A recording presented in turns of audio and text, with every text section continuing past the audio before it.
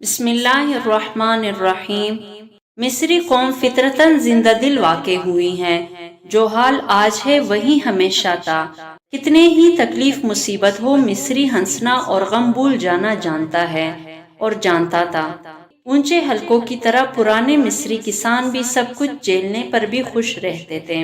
امیروں کی طرح غریب بھی جب موقع پاتے جلسے کرتے اور دوستوں کو دعوتیں دیتے، دل کھول کر کھاتے اور جی بھر کر پیتے پلاتے۔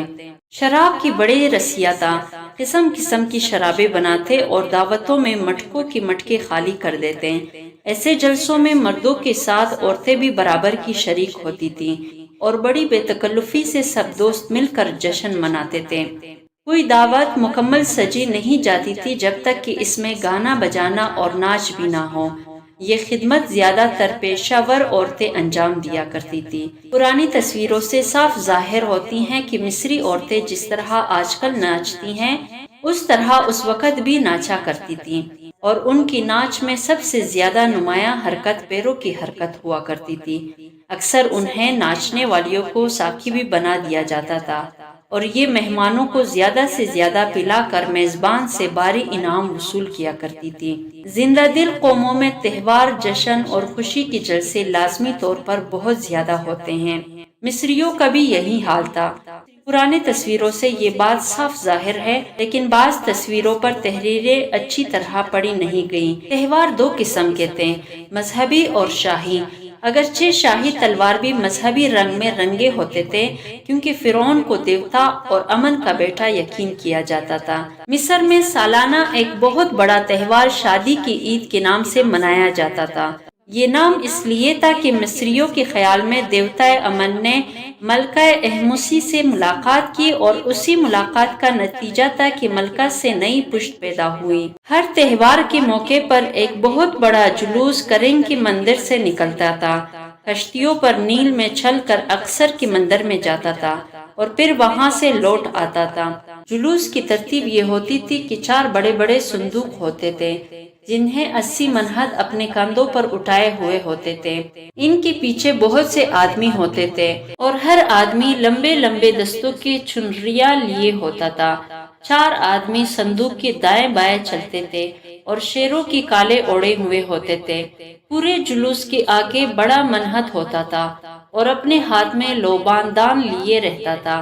فرعون دیوتا امن کی کشتی کی سواری کے ٹھیک پیچھے ہوتا تھا۔ جلوس کے ساتھ ڈول، تاشے اور ہر قسم کے باجے بجتے تھے۔ مصری فوج بھی ہتھیار لگائے ساتھ ہوتی تھی۔ جب جلوس نیل کے کنارے پہنچ جاتا تھا تو صندوق کشتیوں پر رکھ دیے جاتے تھے اور کشتیاں چل پڑتی تھی۔ جلوس والے کشتیوں کے ساتھ کنارے کنارے ساتھ چلتے تھے۔ فرعون کی سواری اب بھی جلوس کے ساتھ رہتی تھی اور سب آدمی دیوتا امن اور فرعون کی تعریف کے گیت گاتے رہتے تھے۔ جلوس عنصروں کے مندر کے سامنے پہنچتا تو صندوق کشتیوں پر سے اتار لیے جاتے اور منہد انہیں اپنے کاندھوں پر اٹھا کے مندر میں لے جاتے۔ یہاں ان کے سامنے قربانیاں کی جاتی۔ اس موقع پر عورتیں ناچتی رہتی تھی، یہاں تک کہ صندوق مندر سے باہر لوٹ آئی اور پھر کشتیوں پر رکھ دیے جائے۔ کرنگ کے مندر میں واپسی پر بھی قربانیاں کی جاتی تھی۔ یہ تہوار ہر برس نوروز کو منایا جاتا تھا۔ شاہی تہواروں میں سب سے بڑے 4 تہوار تھے: فرعون کی تاجپوشی کا تہوار، دونوں مصروں کی اتحاد کا تہوار، مندر پر غلاف چڑھانے کا تہوار اور فرعونی سواری نکلنے کا تہوار۔ تاجپوشی تو ہر فرعون کی ایک ہی دفعہ ہوتی تھی، مگر اس تاجپوشی کی سالگرہ ہر برس منائی جاتی تھی۔ باقی تینوں تہوار بھی سالانہ ہوا کرتے تھے۔ فرعون کی تاجپوشی ویسے تاجپوشی نہ تھی جیسے بادشاہوں کی ہوا کرتی تھی یا ہوتی رہتی ہیں، بلکہ فرعون کی تاجپوشی مصریوں کی نظر میں ان کی قوم اور ملک کا سب سے بڑا اور اہم واقعہ تھی، کیونکہ فرعون محض بادشاہ ہی نہیں تھا بلکہ دیوتا بھی تھا۔ مصر کے سب سے بڑا دیوتا امن کے بعد فرعون کا درجہ تھا۔ فرعون کو امن کا بیٹا مانا جاتا تھا اور یقین کیا جاتا تھا کہ وہ فرعون ہی دنیا کو ہوا بخشتا ہے، جس کے بغیر زندگی ممکن نہیں۔ فرعون کی بڑائی کا اندازہ اس ایک واقعے سے کیا جا سکتا ہے کہ فرعون نے مصر کے سب سے اونچے خاندان کے آدمی کو اپنا مقرب بنایا۔ کئی صدیوں سے اس خاندان میں وزارت چلی آئی تھی، اور ملک میں یہ خاندان بہت اقتدار حاصل کر چکا تھا۔ فرعون نے اس خاندان کے آدمی کو اپنا مقرب اور مصاحب ہی نہیں بنایا تھا، بلکہ اپنی سب سے بڑی بیٹی بھی اس سے بیاہ دی تھی۔ اس کے بعد بھی یہ شخص اپنے مقبرے پر عبارت چھوڑ گیا ہے: میرا آقا مجھے زمین چومنے کے بجائے اپنے قدم چومنے کی اجازت دیتا تھا۔ اتنا بڑا امیر کبیر بھی اپنا سب سے بڑا فخر یہ سمجھتا تھا کہ فرعون کے پاؤں چومتا ہے۔ ایک پرانی تختی پر لکھا ہے کہ فرعون نے کسی معاملے میں مشورہ کرنے کے لیے اپنے درباریوں کو بلایا تو درباریوں کے سردار نے فرعون کو مخاطب کر کے کہا: آقا تو اپنے سب کاموں میں دیوتارا کی طرح ہے، تیرا دل جو فیصلہ بھی کرتا ہے اس کا پورا ہو جانا قطعی ہے۔ رات میں تو چاہتا ہے تو دن میں ضرور ہو جاتا ہے۔ جب سے تو مصر کا بادشاہ بنا ہے ہم تیرے عظیم الشان کارنامے دیکھ رہے ہیں۔ ہم نے کبھی نہ کچھ دیکھا نہ سنا، مگر ہر چیز کو پورا ہی پورا پایا۔ تیرے منہ سے جو بول نکلتے ہیں بعینہ دیوتائے ہورس کے بول ہوتے ہیں جو وہ افق میں بولتا ہے۔ تیری زبان اے آقا ترازو ہے اور تیرے ہونٹ دیوتائے توت کی ترازو کے پلڑوں سے بھی زیادہ ٹھیک ہے۔ کیا چیز ہے جسے تو نہیں جانتا؟ کون ہے جو وہ سب کچھ کر سکتا ہے جو تو بڑی آسانی سے کیا کرتا ہے؟ کون سی جگہ ہے جسے تیرے لازوال آنکھیں دیکھ نہیں چکی ہیں؟ کوئی زمین نہیں جسے تیرے پاک پاؤں رون نہ چکے ہوں، اور ہر زمین میں جو کچھ بھی ہوتا ہے فوراً تیرے مقدس کانوں تک پہنچ جاتا ہے۔ آقا تو حاکم ہے اس وقت سے جبکہ تیری ماں نے تجھے جنا بھی نہ تھا، کیونکہ تو اپنے سے پہلے فرعون کا بیٹا ہے۔ تو اس وقت سے بادشاہ ہے جب بچہ تھا اور تیری زلفیں تیرے گالوں سے کھیلا کرتی تھی۔ تو اس وقت بھی سپہ سالار تھا جب تیری عمر 10 برس بھی نہ تھی۔ آقا اگر تو پانی سے کہہ دے کہ تو پہاڑ پر چڑھ جائے تو تیرے بول ختم ہونے سے پہلے ہی وہ چڑھ جائے گا۔ تو بے شک دیوتا ہے، بہت ہی بڑا دیوتا، خوش اخلاقی کا دیوتا۔ تیرے منہ میں سے علم کا دیوتا میرے دل میں ہے۔ تیری زبان انصاف کی دیوتا کا تخت ہے اور تیرے ہونٹوں پر انصاف کا دیوتا بیٹھا رہتا ہے۔ یہ فرعون کی عظمت تھی، ظاہر ہے اس کی تاج پوشی کتنا بڑا واقعہ سمجھی جاتی ہوگی اور کس طرح پورا مصر خوشیاں مناتا ہوگا۔ دستور یہ تھا کہ فرعون کی اصلی ملکہ کا سب سے بڑا بیٹا اپنے باپ کا جائز نشین مانا جاتا تھا۔ نئے فرعون کی تاج پوشی مکمل اور صحیح نہیں ہو سکتی تھی جب تک بڑے بڑے دیوتا بھی جلسے میں شریک نہ ہوں۔ دیوتا خود کیسے آتے؟ ان کے نمائندے آتے تھے اور یہ نمائندے ان کی مندروں کی مہنت ہوا کرتے تھے۔ ہر مہنت اپنے دیوتا کا روح بھر کر آتا تھا۔ چنانچہ مصری مندروں کے دیواروں پر تاج پوشی کی جو تصویریں موجود ہیں ان میں ہر دیوتا کا مہنت اپنے دیوتا کی روح یعنی کسی نہ کسی جانور کی صورت میں دکھائی دیتا ہے۔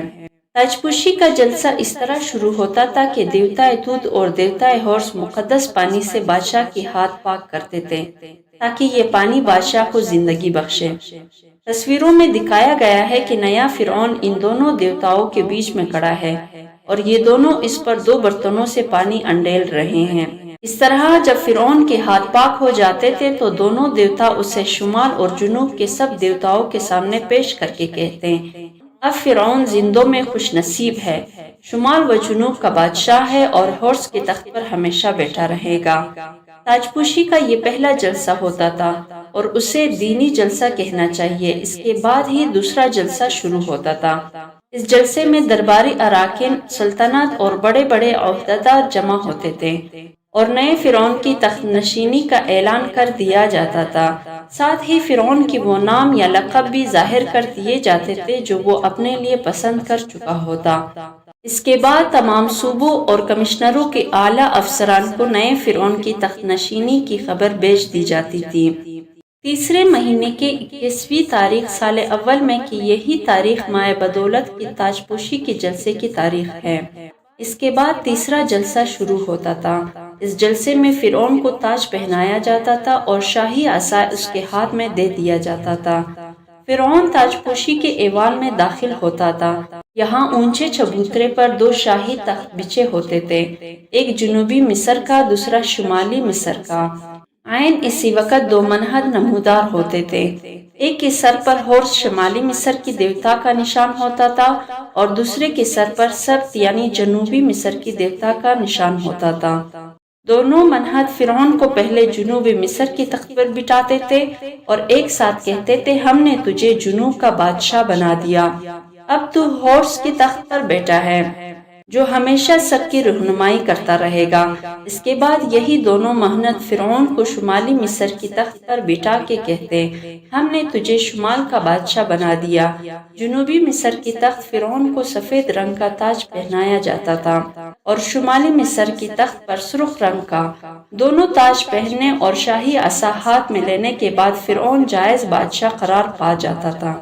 اس کے بعد مندر کی طواف کرنے کا جلسہ ہوتا تھا۔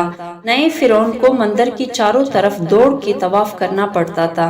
یہ رسم بہت ہی پرانے زمانے سے چلی آتی تھی۔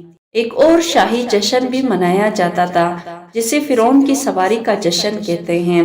یہ تہوار سالانہ ہوتا تھا۔ پرانے شہر ہابو کی مندر کی دیواروں پر جو تصویریں رامسیس سوم کی سواری کی ہیں، ان میں یہ جشن تفصیل سے دکھایا گیا ہے۔